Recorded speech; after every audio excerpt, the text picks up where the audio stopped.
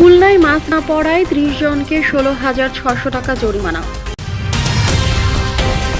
শুনলেন সংবাদ শিরোনাম। এখন শাহরিয়ার কবির খুলনা জেলা প্রতিনিধি রিপোর্ট, সাথে আছে লিনি আফরোজ। খুলনায় দ্বিতীয় দিনের অভিযানে মাস্ক না পরে বাইরে বের হওয়া ব্যক্তিদের বিরুদ্ধে কঠোর অবস্থানে খুলনা জেলা প্রশাসক।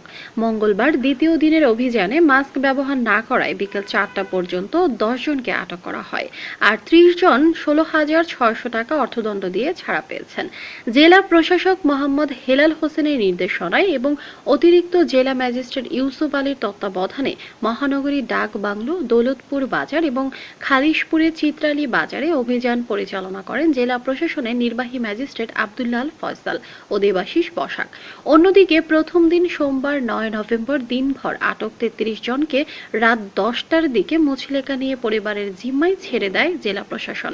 জেলা প্রশাসনের নির্বাহী ম্যাজিস্ট্রেট দেবাশিস বসাক জানান, করোনা ভাইরাসের দ্বিতীয় পর্যায়ের সংক্রমণ প্রতিহত করতে মাস্ক না পরে বাইরে বের হওয়া ব্যক্তিদের বিরুদ্ধে ওই অভিযান পরিচালনা করা হচ্ছে। এই অভিযানে অব্যাহত থাকবে।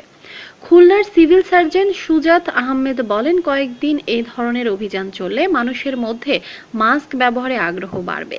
করোনা ভাইরাসের দ্বিতীয় ঢেউ ঠেকাতে এই ধরনের পদক্ষেপ না নেওয়ার কোনো বিকল্প নেই।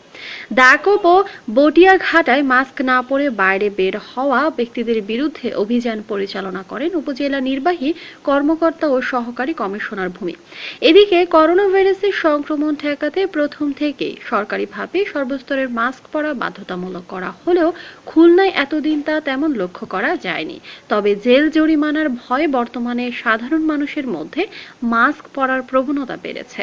খুলনা জেলা প্রশাসক ও জেলা ম্যাজিস্ট্রেট মোহাম্মদ হেলাল হোসেনের সভাপতিত্বে অনলাইন জুম প্রযুক্তিতে রোববার জেলা আইন শৃঙ্খলা কমিটির নভেম্বর মাসের সভা বাধ্যতামূলক মাস্ক পরিধান নিশ্চিতে নির্বাহী ম্যাজিস্ট্রেটের নেতৃত্বে নিয়মিত মোবাইল কোর্টের অভিযান পরিচালনার সিদ্ধান্ত নেওয়া হয়েছে। বিভিন্ন স্থানে এই ধরনের অভিযান আজকে চলবে এবং উপজেলা নির্বাহী অফিসার এবং এসিলিয়ন উপজেলার এখতিয়ারাধীন এলাকায় এই ধরনের অভিযান পরিচালনা করছেন।